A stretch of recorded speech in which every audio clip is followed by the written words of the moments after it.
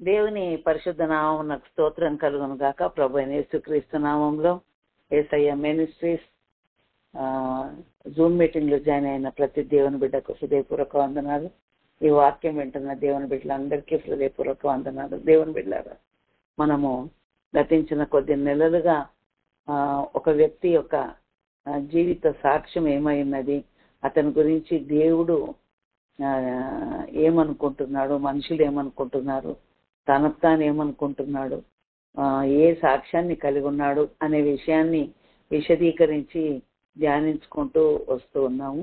ఈరోజు అదే ధ్యానంలో భాగంగా నెహెమ్యా గురించి మనము వాక్యాన్ని ధ్యానించుకోబోతున్నామండి.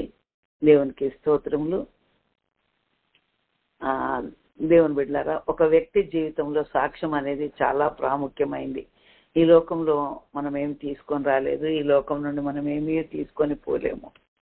మన క్రియలు మన వెంట వెళ్తాయి కనుక మనం సాక్ష్యాన్ని కాపాడుకొని సాక్ష్య జీవితాన్ని కలిగి ఉండాలి. కనుకనే వాక్య భాగంలో ఉన్న ఒక్కొక్కరి సాక్ష్యాలను ధ్యానించుకుంటున్నాను. ఎందుకంటే వారి సాక్ష్యాలను ధ్యానించుకొని వారి జీవితంలో వారు చేసిన క్రియలను మనం అన్వయించుకొని మనం కూడా జీవిత సాక్ష్యాన్ని కలిగి ఉండాలనే ఉద్దేశంతో మాత్రమే ఈ టాపిక్ను మనం ధ్యానిస్తున్నాం. దేవుని బిడ్డలారా, మరి ఈరోజు నెహెమ్యా గ్రంథము 1వ అధ్యాయము ఒక 7 వచనాలు చదువుతానండి. 1వ అధ్యాయము 7 వచనాలు. నెహెమ్యా, హకల్యా కుమారుడైన నెహెమ్యా యొక్క చర్యలు. 20వ సంవత్సరంలో కిస్లేవు మాసమున నేను షూషాను కోటలో ఉండగా నా సహోదరులలో హనాని అను ఒకడును యూదులలో కొందరును వచ్చిరి. చెరపట్టబడిన శేషంలో తప్పించుకున్న యూదులను గూర్చి యెరూషలేమును గూర్చి నేను వారిని అడగగా వారు చెరపట్టబడిన వారిలో శేషించిన వారు ఆ దేశంలో బహుగా శ్రమను నిందను పొందుతున్నారు, మరియు యెరూషలేము యొక్క ప్రాకారము పడద్రోయబడినది, దాని గుమ్మములను అగ్ని చేత కాల్చబడి ఉన్నవని నాతో చెప్పిరి.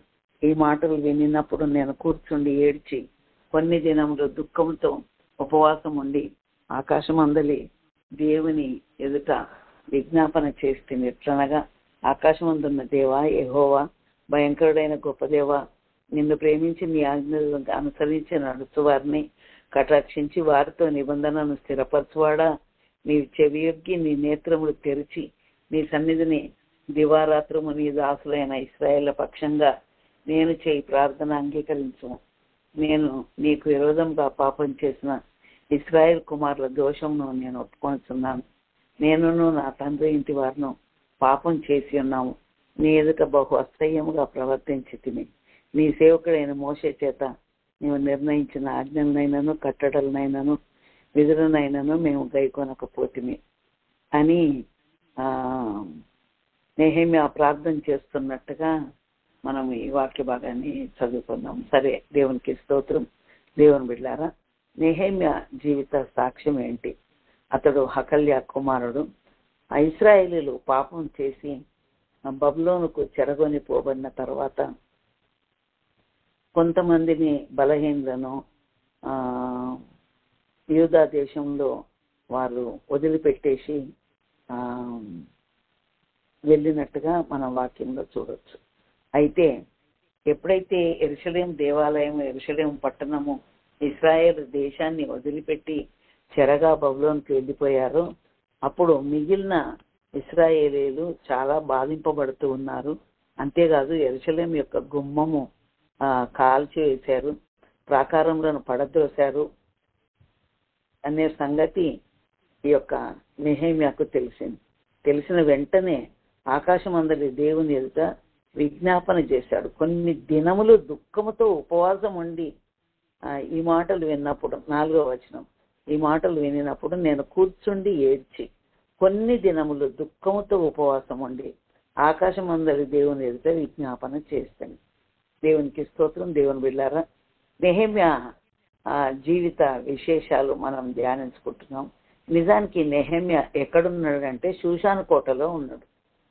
నెహెమ్యా యొక్క వృత్తి ఏంటి అంటే రాజుకు పాత్రను అందించే పని. అతడు 2వ అధ్యాయంలో 1వ వచనం చదువుతాం. అటు తర్వాత అర్తహషస్త రాజు ఏలుబడి కాలమున 20వ సంవత్సరంలో నీసాన మాసమందు రాజు ద్రాక్షారసము త్రాగవలనని చూచుతుండగా నేను ద్రాక్షారసం తీసుకొని రాజునకు అందించితిని. అంటే నెహెమ్యా యొక్క పని పానపాత్రలు రాజుకు అందించాలి. అది చాలా ప్రాముఖ్యమైన పని అండి. రాజుల క్షేమము అనేది ఈ యొక్క పాత్రను అందించే వారి చేతిలో ఉంటుంది. ఎందుకు అంటే వారు ఆహారాన్ని ఎంతో నమ్మకంగా సిద్ధపరిచి రాజుకు పెట్టాల్సి ఉంటుంది. అంతేకాదు మరి ఈ భారతదేశంలోనైతే నేను విన్న సంగతి చెప్తున్నా. సరే, ఇంతెందుకంటే నేను ఒక బిస్కెట్ ఫ్యాక్టరీని చూడడానికి వెళ్తే ఆ బిస్కెట్లు తయారు చేయడానికి ముందు బిస్కెట్లను తయారు చేయడానికి ముందు ఆ పిండిని తయారు చేసే వ్యక్తులు, అంటే వాళ్ళకు ఒక అధికారి నియమింపబడి ఉంటాడు. అతడు వెళ్ళి ఆ పిండి అంతా టెస్ట్ చేసి ఓకే అంటేనే బిస్కెట్లు తయారు చేయాలి, లేకపోతే అది మార్కెట్కు రాకూడదు. అట్లనే రాజుకు భోజనమే కానీ రాజుకు పానపాత్రలే కానీ అందించినప్పుడు ఏం చేయాలంటే దాన్ని పరీక్షించి రాజు యొక్క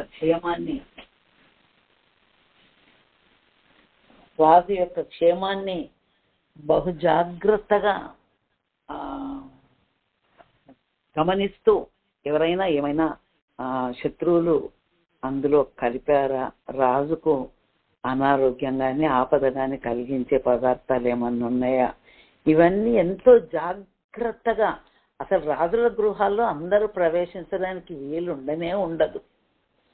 ఎంతో నమ్మకమైన వ్యక్తులు, నమ్మదగిన వ్యక్తులు అయితేనే, అది కూడా మెటల్ డిటెక్టర్ తోటి టెస్ట్ చేసి అంతా ఆ రాజు నివసించే రాజగృహం అంతా కెమెరామయమై ఉంటుండొచ్చు. సెక్యూరిటీ అంతా చెక్ చేయాల, ఎక్కడ ఎవరు తిరుగుతుండ్రు, పర్మిషన్ ఉన్నోళ్ళే తిరుగుతుండ్రా లేకపోతే ఎవరు తిరుగుతుండ్రు, ఎవరి ద్వారా రాజుకు ఏమన్నా ఆపద ఉన్నదా, ఇలాంటి విషయాలన్నీ గమనించాలన్నట్టు. సరే, నెహెమ్యా షూషాను కోటలో రాజుకు పాత్రను అందించడానికి ఉన్నాడు. దానికి ముందు అతడు కూర్చుండి ఏడ్చెను. ఎప్పుడు నెహెమ్యా యొక్క ప్రదేశమైనటువంటి యెరూషలేము నుండి యూదులు కొందరు వచ్చి గుమ్మాలు కాల్చేయబడ్డాయి, ప్రాకారము పడద్రోయబడింది అని నెహెమ్యాకు, రాజగృహంలో పనిచేసే నెహెమ్యాకు చెప్పారు సహోదరులు. చెప్పగానే అతడు కూర్చుండి ఏడ్చాడంట. ఎప్పుడు కూర్చున్నాడు? కిస్లేవు మాసంన అతడు కూర్చుండి ఏడ్చి, అది 1వ అధ్యాయం 1వ వచనంలో ఉంది. నెహెమ్యా గ్రంథం 2వ అధ్యాయం 1వ వచనంలో నీసాను మాసమందు రాజుకు ద్రాక్షారసము త్రాగవలనని పాత్రను అందించాడు. అంటే కిస్లేవు మాసం నుండి నీసాను మాసం వరకు, ఇవి మనము జనవరి, ఫిబ్రవరి, మార్చి అని ఎలాగో లెక్క పెడతామో తెలుగులో కూడా నెలల పేర్లు వేరుంటాయండి. చైత్రము, వైశాఖము, జ్యేష్ఠము, ఆషాఢము అని అలాగూ కాలాలను లెక్కిస్తారు. ఇప్పుడు ఇంగ్లీష్ పండుగ జనవరి 1కు క్యాలెండర్ను కౌంట్ చేస్తారు కదా, అయితే తెలుగులో ఉగాది అక్కడి నుండి మొదలుపెట్టి లెక్క పెడతారు. అంటే నేను ఈ ఎగ్జాంపుల్ ఎందుకు చెప్తున్నా అంటే అందరూ ఒకే క్యాలెండర్ను పాటించరు. ప్రపంచమంతా ఈ జనవరి, ఫిబ్రవరి అనే ఈ క్యాలెండర్ను పాటిస్తున్నా కూడా మరి యూదుల నెలల పేర్లు హీబ్రూలో ఉండేది. కిస్లేవు మాసము, నీసాను మాసము, ఆదారు మాసము అని ఇలాగ పేర్లు ఉండేది. సరే, ఒక 2 నెలలు కూర్చుండి ఏడ్చాడు. ఎందుకు ఏడ్చాడు? ఆ యెరూషలేము పట్టణము ప్రాకారం అంతా పాడైపోయింది, యూదా జనాంగము, ఇశ్రాయేల్ జనాంగం అంతా చెరపెట్టబడిపోయారు అనే విషయము నెహెమ్యాకు తెలియగానే అతడు కూర్చుండి ఏడ్చి, ఆ లీవ్ అయిపోయిన తర్వాత రాజుకు పాత్రను అందించడానికి వెళ్ళినప్పుడు అతని ముఖము చిన్నబోయినట్టుగా మనకు 2వ అధ్యాయంలో అర్థమవుతుంది. నెహెమ్యా, నీకు వ్యాధి లేదు కదా, నీ ముఖం ఎందుకు విచారంగా ఉన్నది అని రాజైన అర్థహశస్త అడుగుతుండు. ఈ అర్థహశస్త రాజు, అహశ్వరోషు రాజు, కోరేషు రాజు, వీళ్ళందరూ పారసికపు రాజులండి. నెబుకద్నెజరు బబులోను సామ్రాజ్యాన్ని పరిపాలించిన తర్వాత ఆ రాజ్యము పారసికుల వశం అయిపోయింది. పారసికుల వశం అయిపోతే పారసికుల రాజులు అనగా కోరేషు, దర్యావేషు, అర్తహషస్త, అహశ్వరోసు అనేటోళ్ళు పరిపాలించారు. సరే, ఏది ఏమైనా కిస్లేవు మాసం నుండి నీసాను మాసం వరకు లీవు పెట్టి కూర్చుండి ఏడ్చి దేవుని సన్నిధిలో ప్రార్థించిన నెహెమ్యా తాను అనుకోవచ్చు ఏమని, అబ్బా నేను షూషాను కోటల్లో ఉన్నా, రాజగృహంలో ఉన్నా, నాకు టైట్ సెక్యూరిటీ ఉంటుంది, లోకంలో ఏమి జరుగుతా నాకేంది అని అనుకోలేదు. కానీ తన స్వజనులైన ఇశ్రాయేలీలకు, యూదులకు శ్రమ కలిగింది, దేవాలయం కాల్చివేయబడ్డది, గుమ్మాలు ప్రాకారం పడగొట్టబడింది అన్నప్పుడు ఏడుస్తూ ప్రార్థించాడట. దేవుని బిడ్డ, ఈనాడు ప్రతి ఒక్కరూ స్వార్థపూరితమైన ఆలోచనలతోనే ఉంటాం, కానీ దేవుని గురించి, దేవుని బిడ్డల గురించి ఎంతవరకు మనం ఆలోచన కలిగి ఉంటాము? దేవుని గురించి, దేవుని క్రియల గురించి, దేవుని సన్నిధి గురించి ఆసక్తి కలిగిన వారంగా ఉండాల. మీ ఇంటిని గురించిన ఆసక్తి నన్ను భక్షించుతున్నది అని కీర్తనలో రాయబడింది. అలాగే ఇదిగో నా దేవునికి ఒక మందిరం చూసే వరకు నేను పరుండే మంచం మీదకి ఎక్కను అంటాడు దావీదు. అంటే దేవుని మందిరం మీద ఉన్న ఆసక్తి చేత ఈ యెరూషలేం దేవాలయం కట్టడానికి దావీదంట మందిరం మీద ఉన్న మక్కువ చేత ఎన్నో ఎన్నో మనుగుల బంగారమును, వెండిని, దేవదారం రాన్లను, కన్స్ట్రక్షన్ కావాల్సిన మెటీరియల్ అంతా సిద్ధం చేశాడంట. అంటే దావీదు ఆసక్తి కలిగిన వాడే దేవుని గురించి. నెహెమ్యా ఆసక్తి కలిగిన వాడే. దేవునికి స్తోత్రం. దేవుని బిడ్డలారా, శ్రమల్లో ఉన్న వారి కొరకు నెహెమ్యా ప్రార్థన చేస్తుంది. ఆయన సాక్ష్యం ఏంటిదంటే, దేవుని ఇంటిని గురించిన ఆసక్తి కలిగిన వ్యక్తి, దేవుని ప్రజలు కష్టాలు పడుతుంటే వారి కొరకు ప్రార్థించే వ్యక్తి. హెబ్రీ గ్రంథము, హెబ్రీ పత్రిక 13వ అధ్యాయంలో అపోస్తలుడైన పౌలు ఉత్తరం రాస్తూ ఉన్నప్పుడు, మీరు బంధకంలో ఉన్న వారిని జ్ఞాపకం చేసుకొనుడి, మీరు శరీరంతో ఉన్నారు కనుక కష్టములను అనుభవించుతున్న వారిని జ్ఞాపకం చేసుకొనుడి. చాలాసార్లు నేను బాగుంటే మంచిది, నా ఇంటి వారు బాగుంటే చాలు, అదే ఒపీనియన్ తోటే ఉంటాం, స్వార్థంతో. కానీ నెహెమ్యా దేవుని ఆలయం కొరకైన చింత, దేవుని ప్రజల కొరకైన చింత, ప్రార్థన, ఆసక్తి, మనోవ్యాధి ఇవన్నీ పెట్టుకొని ఉన్నాడు.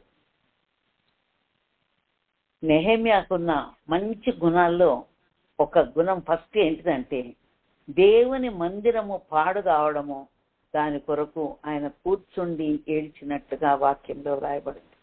దేవుని ప్రజలు శ్రమలు అనుభవిస్తున్నారు అనే విషయానికి కూడా అతడు ఎంతో ప్రార్థిస్తూ ఉన్నాడు. నేను రాజగృహంలో ఉన్నా, నాకేం తక్కువ లేదులే, ఫుడ్కు తక్కువ లేదు, భద్రతకు తక్కువ లేదు, అన్నీ ఉన్నాయి, నాకున్నాయి, నా ఇంటి వారికి కూడా ఉన్నాయి అని నిశ్చింతగా లేడు. కానీ దేవుని ప్రజల కొరకు, దేవుని మందిరం కొరకు ఎంతో ఆసక్తి కలిగి ఆయన ప్రార్థిస్తూ ఉన్నాడు. అంతేకాదు, ఆయన ఇశ్రాయేలీల కొరకు ప్రార్థన చేస్తూ ఒక మాట చెప్తున్నాడు. ఏంటంటే, నేను అది చదువుతానండి 5వ వచనం నుండి. ఆకాశమందున్న దేవా యెహోవా, భయంకరుడైన గొప్ప దేవా, నిన్ను ప్రేమించి నీ ఆజ్ఞలను అనుసరించి నడుచువారిని కటాక్షించి వారితో నిబంధనను స్థిరపరచువాడా, నీ చెవియొగ్గి నీ నేత్రములు తెరిచి నీ సన్నిధిని దివారాత్రం నీ దాసులైన ఇశ్రాయేలీల పక్షంగా నేను చేయి ప్రార్థన అంగీకరించుము. నీకు విరోధంగా పాపం చేసిన ఇశ్రాయేలు కుమారుల దోషమును నేను ఒప్పుకొనుచున్నాను.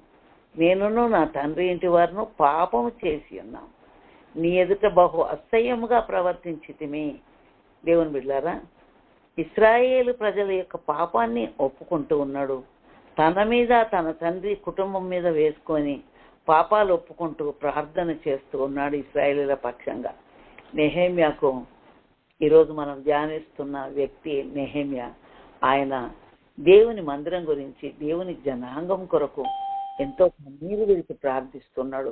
వారి పాపాలు ఒప్పుకుంటున్నాడు. వారి పక్షంగా క్షమాపణ అడుగుతూ దేవుని సన్నిధిలో మొరపెడతా ఉన్నాడు. నేను నా పాపంలో ఒప్పుకుంటున్నా, నా పితరుల పాపాలు కూడా ఒప్పుకుంటున్నా అని 11వ వచనంలో అంటాడు. యెహోవా చెవియొగ్గి మీ దాసునైన నా మొర్రను, నీ నామమును భయభక్తులతో గణపరిచేందు ఆనందించు నీ దాసుల మొర్రను ఆలకించి ఈ దినమందు నీ దాసుని ఆలోచన సఫలపరిచి ఈ మనుషుడు నా యందు దయ చూపినట్లు అనుగ్రహించమని నిన్ను బతిమాలుకొనిచున్నాను.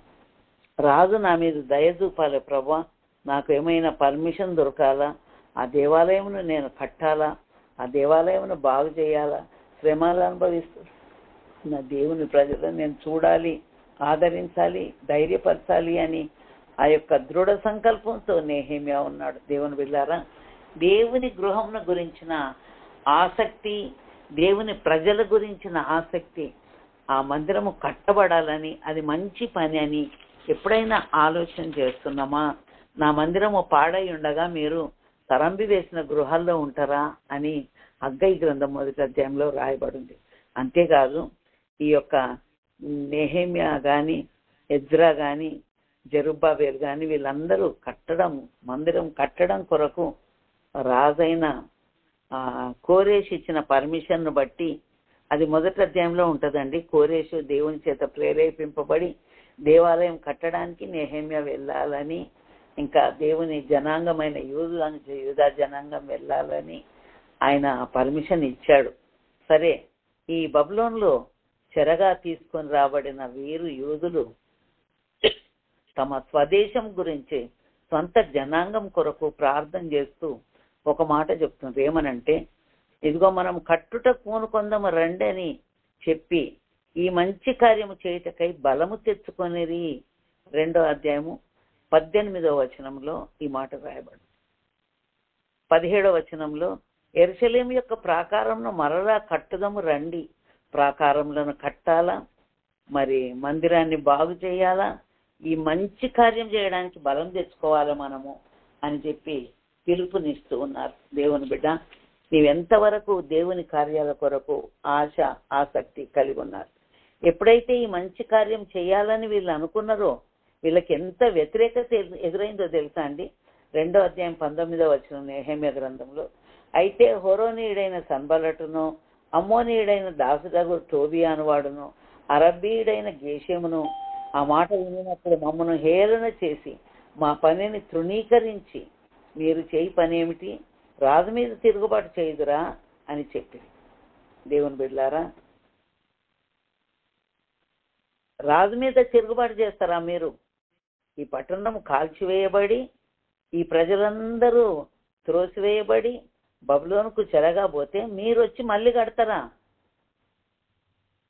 అని సన్బల్లటు, టోబియా, గేషెము అనేవారు వ్యతిరేకంగా మాట్లాడి తృణీకరించి హేళన చేస్తూ ఉన్నారు. ఒక మంచి కార్యం చేయడానికి హేళన చేసేవారు, ఎగతాళి చేసేవారు, తృణీకరించేవారు, నొప్పి కలిగించేవారు, నిందించేవారు మన చుట్టే ఉంటారండి. నువ్వు లోకరీతిగా ఏదో సినిమా చూడడానికో, ఏదో లోక సంబంధంగా ఆ సంతోషం అనుభవించడానికో ఎక్కడికైనా పోతే ఏమన్నారు నిన్ను? మందిరానికి వెళ్ళి ప్రార్థన చేసుకుంటా అని పోయినావు అనుకో, నీకు ఎన్ని సమస్యలు తెచ్చిపెడతారో చెప్పొద్దు. దేవుని పనులు చేద్దామన్నప్పుడు అపవాది వెంటనే శోధించి మన చుట్టూ వ్యతిరేకించే వారిని లేపుతుంది. ఎందుకు? అపవాది అయిన లూసిఫర్ ఏనాడో ఆకాశం నుండి పడిపోయింది. ఆ లూసిఫర్తో పాటు మనందరినీ కూడా సాతాను సామ్రాజ్యంలోనికి తీసుకెళ్లాలనేది దాని ఉద్దేశం. నశించిన దాన్ని వెతికి రక్షించడానికి యేసుక్రీస్తు లోకానికి వచ్చి మన పాపంలో కొరకు ఆయన ప్రాయశ్చిత్తం చేసి మనకు రావాల్సిన శిక్ష ఆయన భరించి మన కొరకు ఆయన ప్రాణం పెడితే, అపవాది ఆ యొక్క మంచి దేవుని మార్గంలో ఉండకుండా మనుషులను వెనక్కి లాగాలని ఎన్నో ఎత్తులు జిత్తులు చేస్తూనే ఉంటాయి. నెహెమ్యాతో పాటు అనేక మంది యూదులు, అందులో ఎజ్రా, జెరుబ్బాబెలు వీళ్ళందరూ ఉన్నారు. అందరూ దేవుని ఆలయం కట్టడానికని స్వదేశానికి వస్తే, రాజు పర్మిషన్ ఇచ్చింది కదా అని వాళ్ళు వస్తుంటే ఆటంకపరచడానికి ఈ సన్బల్లటు, టోబియా, గేషెం అనేవారు లేచారు. ఒక మంచి పని చేయడానికి వ్యతిరేకత అనేది ఎప్పుడు ఉంటూనే ఉంటుంది. కానీ దేవుని బిడ్డలు తెగించుకొని అవన్నీ లెక్క పెట్టకుండా దేవుని మందిరం పనికి పూనుకోవాలి. నెహెమ్యా అలాగే చేశాడు. ఎజ్రా, నెహెమ్యా వాళ్ళందరూ అలాగే చేశారు. కనుక దేవునికి స్తోత్రం. దేవుని బిడ్డలారా, నెహెమ్యా ఎవరి హేళనను, ఎవరిని వ్యతిరేకతను ఎదుర్కోలేదు. ఆయన ఎల్లప్పుడూ ప్రార్థించేవాడు. 4వ అధ్యాయంలో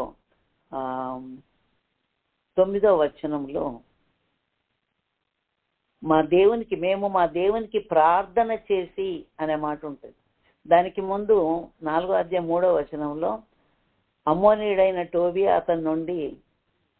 అతని యుద్ధ నుండి వారు కట్టిన దానిపై ఒక నక్క ఎగిరినట్టయితే ఆ రాతి కూడా కూలిపోతుంది అని ఎగతాళి చేస్తూ ఉన్నారు. అంటే ఎగతాళి చేసి, హేళన చేసి, తిరస్కరించి ఆఫ్ చేసేవారు, ఆటంకపరిచేవారు, అడ్డగించేవారు చుట్టూ ఉన్నా దేవునికి ప్రార్థన చేసి బలం తెచ్చుకొని వాళ్ళు పోరాడుతూ ఉన్నారు. అంతేకాదు, ఇంకా నెహెమ్యా బలపరుస్తుండు యూదా జనాంగాన్ని. చూడండి, అంతటా నేను లేచి చూచి ప్రధానులతోనూ అధికారులతోనూ జనులతోనూ వారికి మీరు భయపడకుడి, మహాగణుడును భయంకరునకు యెహోవాను జ్ఞాపకం చేసుకొని మీ సహోదరుల పక్షంగాను, మీ కుమారుల పక్షంగాను, మీ కుమార్తెల పక్షంగాను, మీ భార్యల పక్షంగాను, మీ నివాసము మీకుండునట్లు మీరు యుద్ధము చేయుడి. దేవునికి స్తోత్రం. దేవుని బిడ్డలారా, నెహెమ్యా బలపరుస్తూ ఉన్నాడు వారందరినీ. ఇదిగో మీరు దేవునికి ప్రార్థన చేయండి, మీరేం భయపడాల్సిన పని లేదు, మిమ్మల్ని ఆటంకపరిచే వారిని చూసి దిగులు పడాల్సిన పనే లేదు. ఎంత మంచి జీవితాన్ని నెహెమ్యా కలిగి ఉన్నాడండి. ఎదిరించే వారికి బెదరకుండా ప్రభు కార్యాల కొరకు ముందు సాగుతూ ఉన్నాడు.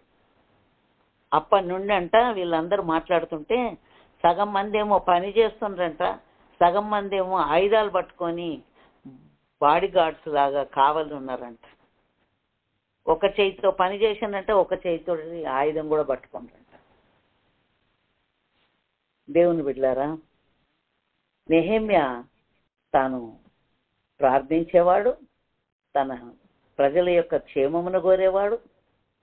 మరి వ్యతిరేకంగా మాట్లాడుతున్న వారిని చూసి బెదిరిపోకుండా బలపరుస్తూ, ధైర్యపరుస్తూ, మీరందరూ ధైర్యంగా ఉండండి, మన దేవుడు మనకు తోడై ఉన్నాడు అని చెప్పి ఆయన అందరిని ఎంకరేజ్ చేస్తూ ప్రభు పని చేయడానికి, ప్రభు ఆలయం కట్టడానికి పూనుకున్నారు. సరే, అదే కాదు, ఇంకొక మాట కూడా చెప్తా. ఏమని ఉందనంటే 5వ అధ్యాయం 1వ వచనంలో కొంతమంది స్త్రీలు వచ్చి నేరారోపణ చేస్తూ ఉన్నారు. ఈ మనుషులు ఏంటి ఇంత ఆటంకం చేస్తున్నారు, ఇంత కృంగదీస్తున్నారు అని చెప్పి వీళ్ళందరూ బాధపడుతున్న సమయంలో కొంతమంది స్త్రీలు, యూదా స్త్రీలు వచ్చి, ఇదిగో మేమందరం ఆకలికి చచ్చిపోతున్నాము, మీరేమో మా దగ్గర రావాల్సిన పైసలన్నీ మీరు తీసుకుంటా ఉన్నారు, మరి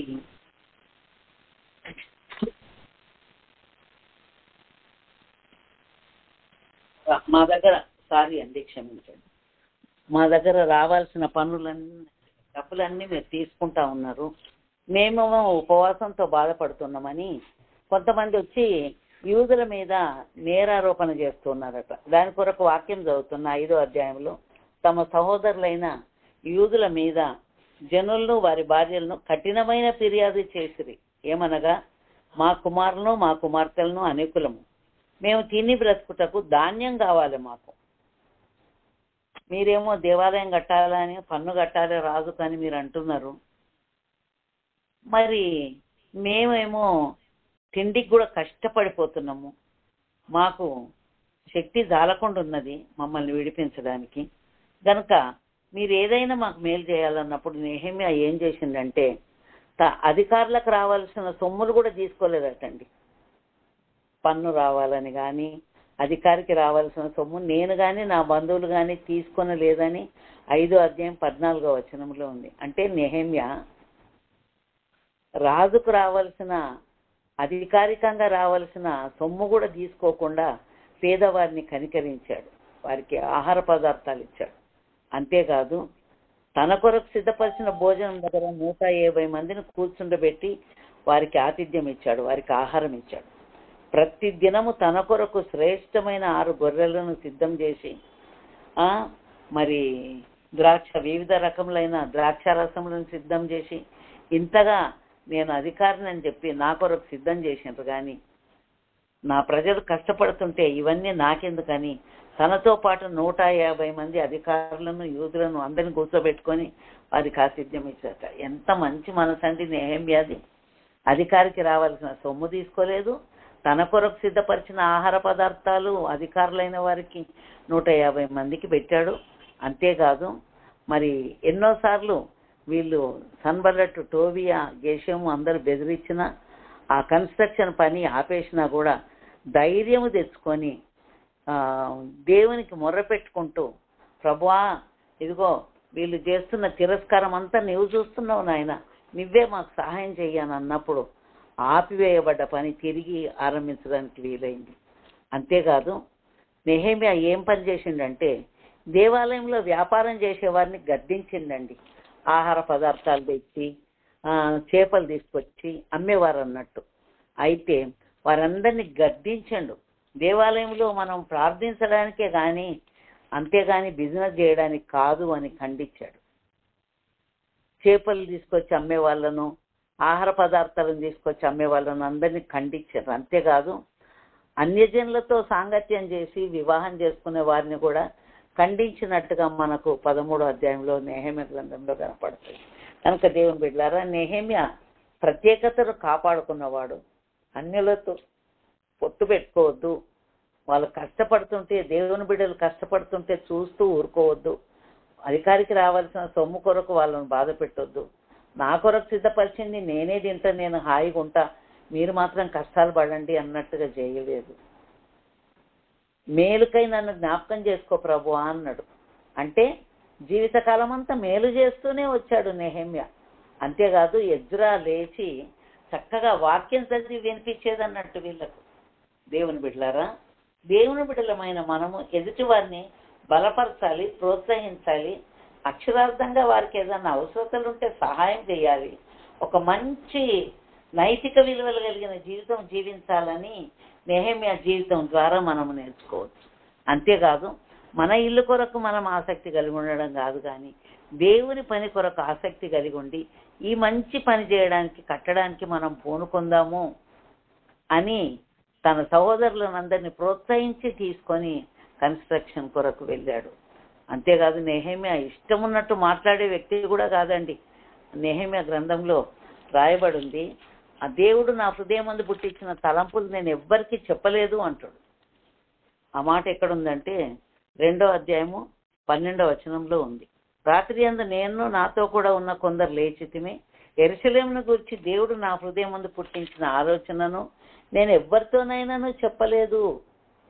అంటే దేవుడు చెప్పినది నెరవేరే వరకు ఎవ్వరికి చెప్పకుండా ఎక్కడెక్కడ కాల్చబడ్డది, ఎక్కడెక్కడ మనం బాగు చేయాలా, దానికి ఏమేమి మెటీరియల్ కావాలా.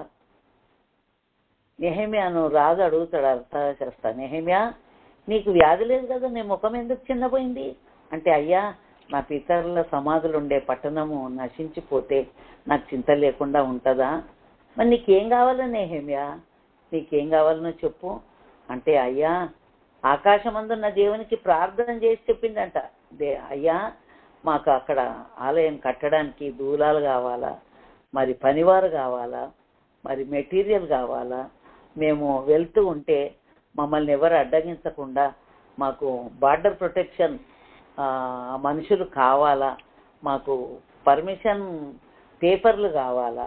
ఇవన్నీ చెప్పినప్పుడు రాజైన అర్థశాస్త్ర అవన్నీ ఇచ్చిండంట.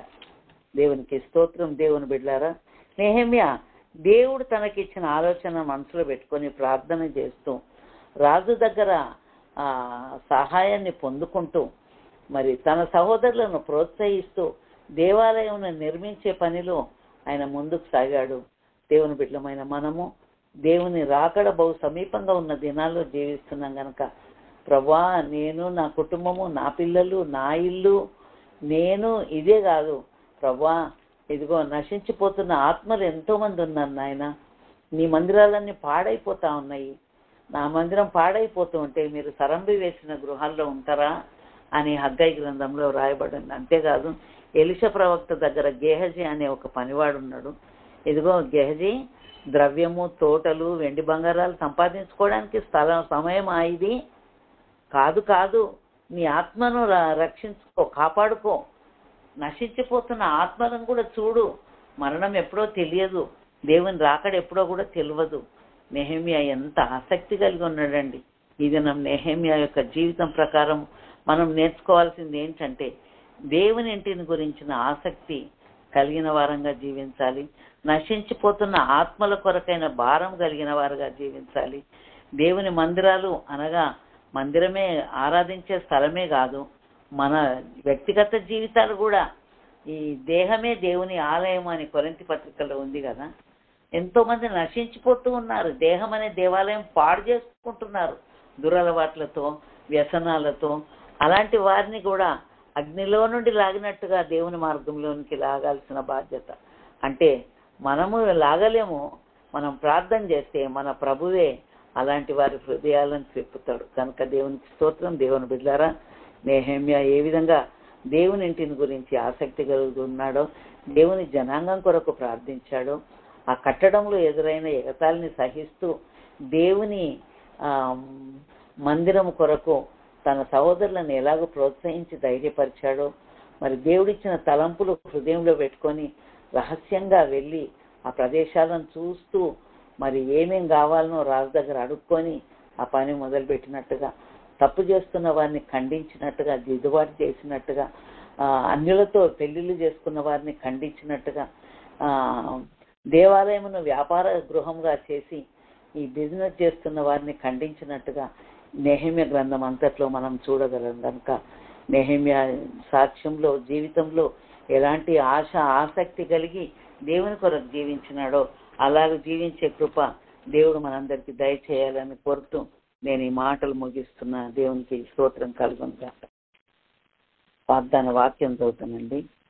వాగ్దాన వాక్యము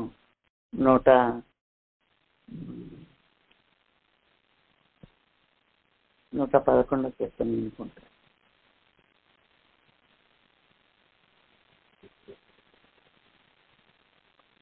111 కాదండి, 101 కీర్తన.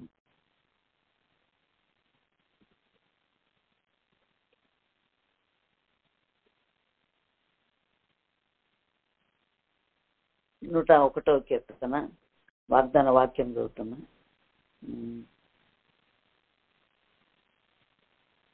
యెహోవా పట్టణంలో నుండి పాపం చేయవారిని అందరినీ నిర్మూలన చేయుటకై దేశమందరి భక్తిహీనులందరినీ ప్రతి ఉదయంన నేను సంహరించదను అంటున్నాడు. గనక మరి నశించిపోతున్న వారి కొరకు ప్రార్థన చేస్తూ దేవుని గృహంలో మరి నమ్మకమైన వారు ఉండాలి అని దేవుడు కోరుతూ ఉన్నాడు. కనుక అలాంటి జీవితాంతో మనం ముందుకు సాగడానికి దేవుడు మనందరికీ సహాయం చేయనుగాక.